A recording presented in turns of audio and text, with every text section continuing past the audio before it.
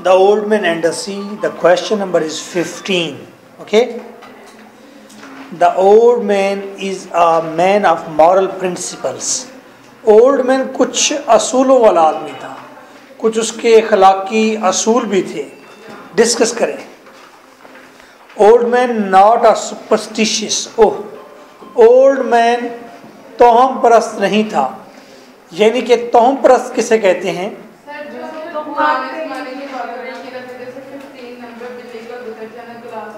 हाँ, जिस तरह के बिल्ली का, काली बिल्ली का रास्ता काट देना, गिलास का टूट जाना. अब तो सीढ़ी का फंस जाने को भी कहते हैं कि कुछ खराब होने का. ऐसे नहीं, ऐसे नहीं होता. कवे का छत पर बोलना. तो ये सारे क्या हैं? सुपरस्टिशियस हैं. जैसे कि बस ऐसे ही विदाउट लॉजिक किसी चीज पर यकीन रखना, ठीक है, उसे तौम कहते हैं, सुपरस्टिशियस कहते हैं. Was old man are true religious person? क्या ओल्ड मैन वाकई एक ट्रू मजहबी आदमी था? Old man not a true Christian? Discuss. यह सवाल आता है कि ओल्ड मैन ट्रू क्रिश्चियन नहीं था. Old man was a superstitious person. पहले हमने कहा था कि old man not a superstitious. अब ये भी पूछ सकता है कि old man was a superstitious person.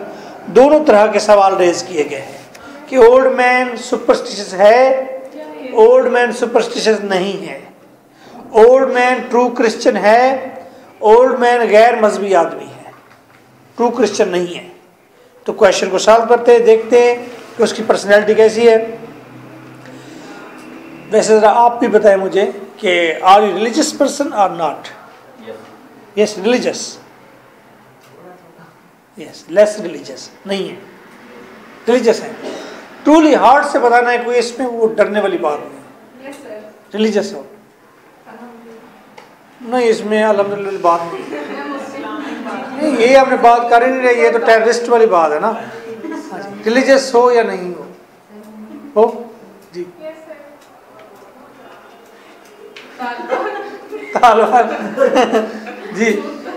अच्छा, इकरा आप. Okay. The old man is a fisherman. Old man एक मछेरा है. With a set pattern of habits. कुछ उसके आदात का सेट पैटर्न है, मजमुआ है उसके पास. एंड मॉरल प्रिंसिपल्स, कुछ असूल भी उसके हैं. His approach to world life is realistic.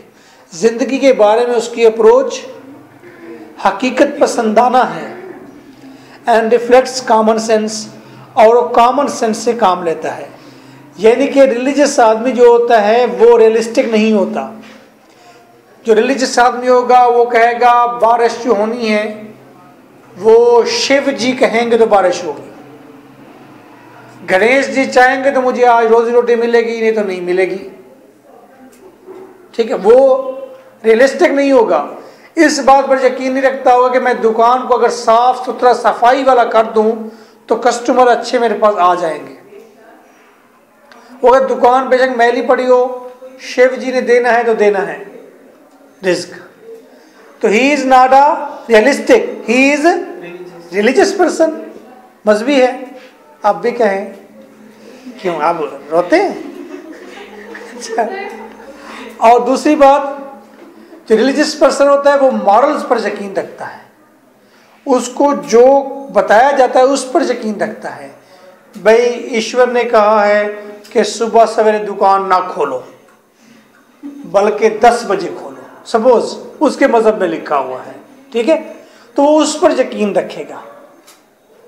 गो के उस वहां पर साथ ही कोई इंपॉर्टेंट पार्क है, जिस पार्क में लोग रोजाना सवेरे सवेरे सैर करने के लिए आते हैं, तो वहां उस दुकान को 7 बजे अगर खोला जाए तो कस्टमर वैसे ही बहुत ज्यादा सुबह सुबह चीजें परचेज करने लग जाएंगे. But he will not rely on the common sense. वो किस पर रिलाई करेगा? जो उसे बजरंग बली ने कहा. ठीक है, वो उस पर यकीन रखेगा. ओके, तो ये ओल्ड मैन किस पर रखता था यकीन? रियलिस्टिक था. तो रियलिस्टिक का मतलब है रिलीजियस नहीं था, इसका रिलीजियस नहीं था, कॉमन सेंस पर यकीन रखता था। कॉमन सेंस पर यकीन रखता था मतलब फिर भी रिलीजियस नहीं था। एक बच्चा है, उसे ये बताते हैं कि जी ईसा ने कहा है, हजरत ईसा ने कहा है कि तुमने किसी की पेंसिल चोरी नहीं करके आनी।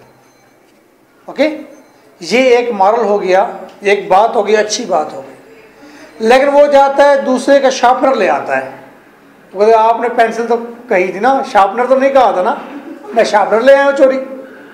उसे फिर एक और मॉरल समझाना पड़ेगा। अच्छा जी, हज़रत ईसा के साथ एक साहब भी थे, उसने कहा था शार्पनर नहीं उठाना, उसने कहा ठीक है, वो कोई और चीज़ उठा के ले आएगा।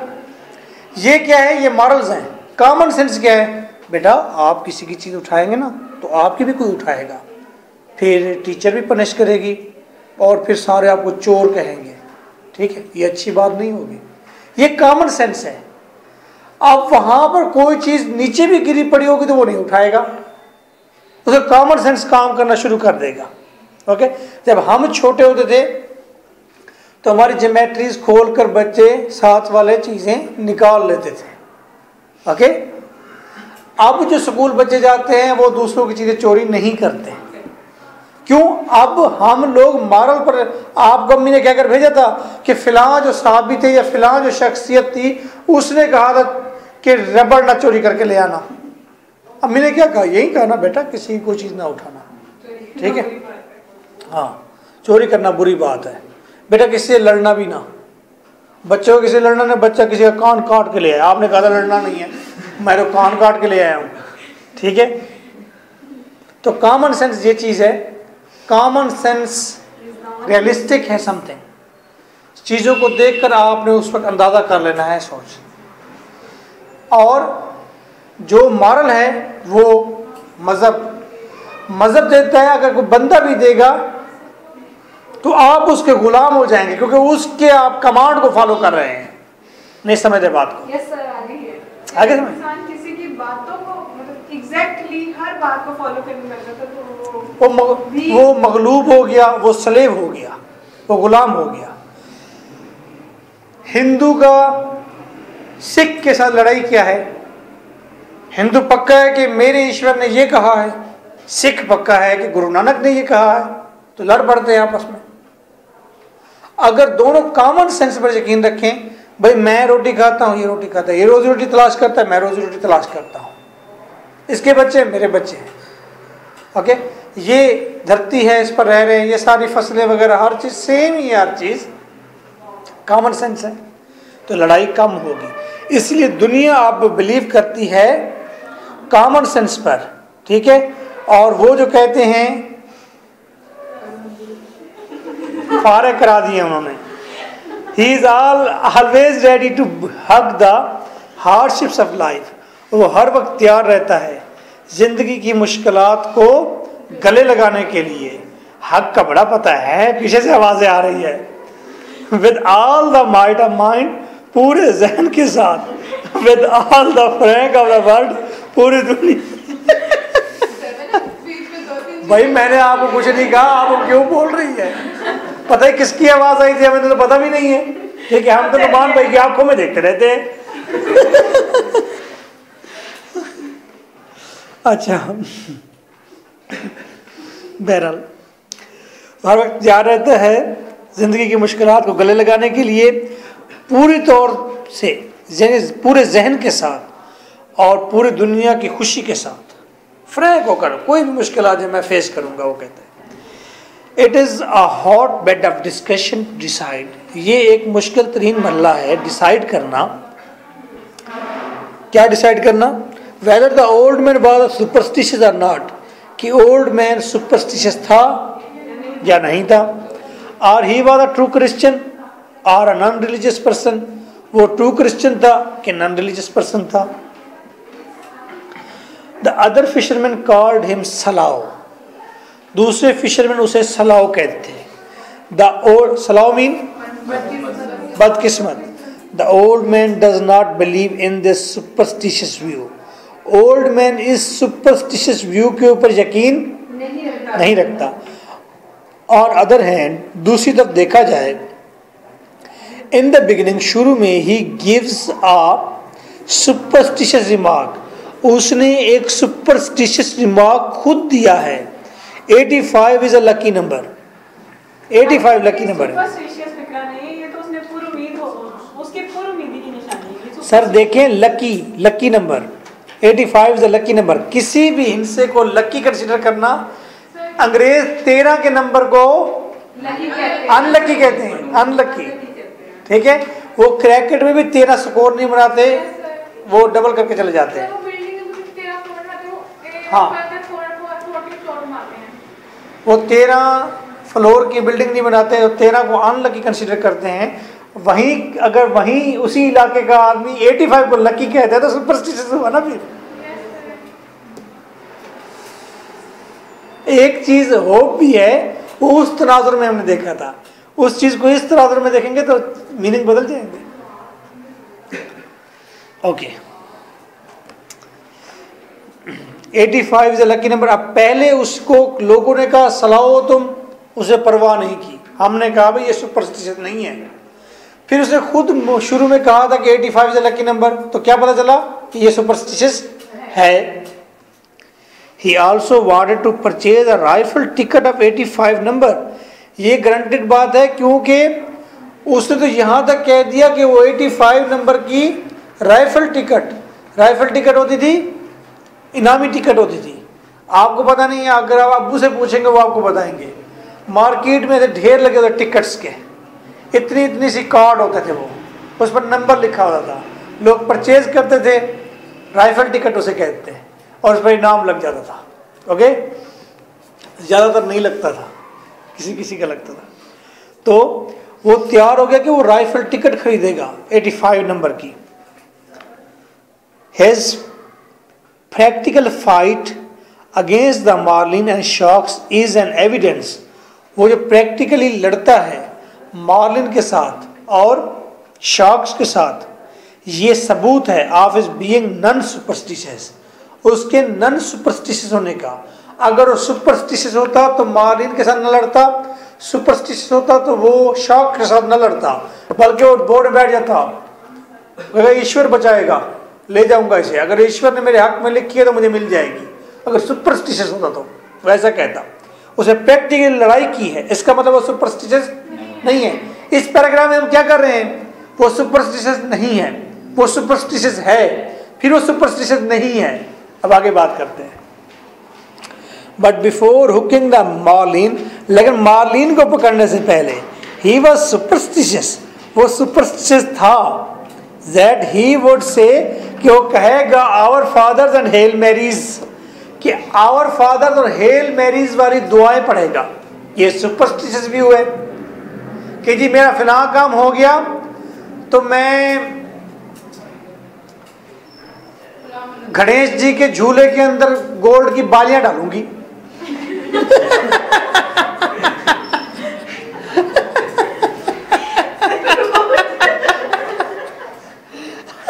तो ये क्या हो गया, सुपरस्टिशियस हो गया ना।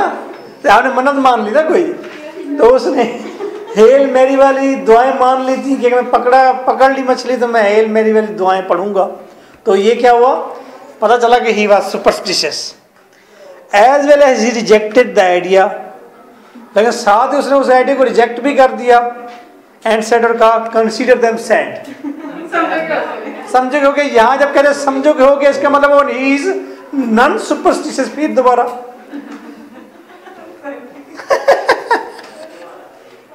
अच्छा, तो अब ये है भी सही सुपरस्टिशियस और नहीं भी है। ओके, दोनों ही एविडेंस मिलते हैं। Okay, Marvels. अब हम जरा फिलॉसफी करते हैं और कंक्लूजन देते हैं। ठीक है, मार्वल्स मौजज़ात, मेरिकल्स, ये भी मौजज़े होते हैं। वंडर्स, हैरानकुन वाक़यात, सुपरस्टिशंस, तोहमात, एंड सिंस, और गुनाह भी, are the mysteries of religion. ये मज़हब के सारी पुरस्रार चीज़ें हैं, ये सारी मज़हब से जुड़ी हुई होती हैं। जब बहुत तेज आंधी चलती है तो लोग क्या करते हैं पता है? झाड़ू को पकड़कर चारपाई के पाए के नीचे दे देते हैं। इससे वो कहते हैं कि आंधी रुक जाएगी। ये भी तो मत ना। हाँ, और वो जो उधर हैं इंडियन, वो जब बहुत ज़्यादा ओले पड़ते हैं, बारिश होती है, तो उसको रोकने के लिए क्या करते हैं? अपने भगवान को जोर जोर से बुलाते हैं बार बार, ठीक है, उसका नाम लेते हैं, हाँ, हर घंटी बजाते हैं। तो क्या उससे बारिश रुक जाती होगी? और क्रिश्चियन जो हैं वो भी चर्च में जाकर घंटियां बजाते हैं और ऊंची ऊंची आवाज में दुआएं पढ़ते हैं, तो बारिश रुक जाती होगी। हमारे इधर जो लोग हैं पाकिस्तान के अंदर, बारिश तेज आ जाए तो अजान देते हैं, तो बारिश रुक जाती होगी।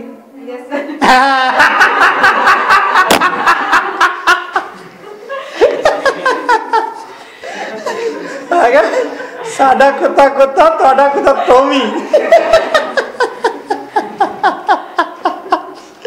आपने जवाब बिल्कुल ठीक दिया। इससे रुक जाएगी, इससे रुक जाएगी। मैं कहता हूँ लाजमी रुकेगी, और गुंजाइश ही नहीं है कोई। गुंजाइश ही कोई नहीं है मेरा बेटा। ओके जी, तो ये सारी चीजें क्या है? हाँ, सुपरस्टिशन। ये मजहब की सबसे मजहब से जुड़ी हुई चीजें हैं। The idea of sin enters into his mind after killing the big marlin. बड़ी मार्लिन को मारने के बाद उसके ज़हन में आइडिया आया किस चीज़ का? कि ये गुनाह भी हो सकता है। लेकिन मारने के बाद, but later on he just satisfies himself by saying, लेकिन बाद में उसने अपने आप को ये कहते हुए सेटिस्फाई किया, after all San Pedro was a fisherman, आखिरकार सैन पेड्रो भी तो एक फिशरमैन था, and who would accuse him of sin, उस पर तो किसी ने गुनाह का इल्जाम नहीं लगाया था। वो कौन है सर? वो उसको कोई बड़ा मछेरा था उनके इलाके का जो मर गया था पहले। Then he admits that he has no knowledge of religion और सिन, फिर ओल्ड मैन एडमिट करता है कि उसके पास रिलीजन का और गुनाह का कोई नॉलेज नहीं है। And at the and he declared, और आखिर में उसने वाज़े तौर पर क्लियर कर दिया, डिक्लेयर कर दिया, ऐलान कर दिया, हिम सुपरस्टिशियस, कि वो सुपरस्टिशियस है। व्हेन ही सेज, जब वो कहता है, no I am not lucky, I am not lucky any more, नहीं मैनुलीन, मैं खुशकिस्मत नहीं हूँ, मैं मजीद खुशकिस्मत नहीं रहा। तो ये आखिर में नावल के रिमार्क्स जब दिए हैं, तो इससे क्या ज़ाहिर होता है कि ओल्ड मैन सुपरस्टिशियस था। The conclusion is that the old man is just a conscience, इस लफ्ज़ को क्या पढ़ना है? Conscience, इसे conscience नहीं पढ़ना, conscience keeping creedless person, ये बाज़मीर और लादीन आदमी था। बाज़मीर और लादीन, भाई बॉर्डर के ऊपर एक इंडियन हिंदू को अगर एक चाइनी मिल जाएगा, चाइनीज, वो उसको मार देगा, क्योंकि ये हिंदू नहीं है, वो कहेगा दुश्मन है, ठीक है ना? क्यों? वो मजहबी आदमी है। अगर एक लिबरल आदमी को दूसरा लिबरल मिल जाएगा जिसका कोई दीन ना हो, तो वो कहेगा ये एक आदमी है मेरी तरह, वो उसको नहीं मारेगा। क्यों नहीं मारा? क्योंकि ही इज कॉन्शियंस कीपिंग, वो बाज़मीर आदमी है, वो अपने ज़मीर की, अपने मन की सुनता है, ठीक है? यहां पर अभी हिंदू को पकड़ के ले आए ना, इधर मैं उसका गला काटता हूं या सर पे तलवार मार के उसकी गर्दन अलग करता हूं, आप कहेंगे सर ना करें, मेहरबानी आपकी। आपके अंदर का ज़मीर बोलेगा भाई एक बंदे की जान ना लें, ठीक है? क्यों लेते हैं जान उसकी? आप कभी नहीं कहेंगे कि हाँ जी ये क्योंकि गैर मुस्लिम है इसको मार दें, ठीक है, सिवाय आपके।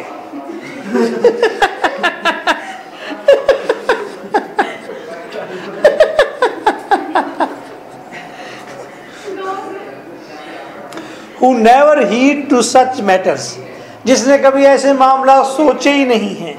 सीरियसली इन हिज लाइफस्टाइल, अपनी लाइफस्टाइल में। तो हमने डिसीजन क्या दिया भाई, मजहब या सुपरस्टिशंस के ऊपर उसकी तवज्जो ही नहीं है, बस वो बाज़मीर किस्म का एक आदमी है, उसके मुंह में मजहब के बारे में जो कुछ आता है वो कह देता है, ठीक है, इसके बारे में इंफॉर्मेशन कुछ नहीं। तो कॉन्शियस कीपिंग होता है ना, जिस शख्स का स्लेवरी वाला मूड होता है वो कहीं ना कहीं जाएगा ना, किसी मंदिर में जाके मत्था टेकेगा ना किसी के आगे झुकेगा। जो बंदा बाज़मीर होता है वो आपने पी के मूवी देखी है बस, और क्या कहूँ, वो हर चीज पर सवाल रेज करता है भाई मैं क्यों ऐसा करूं, अगर मैं इसको पैसे खैरात डालता हूँ साथ काम करे मेरा, ठीक है।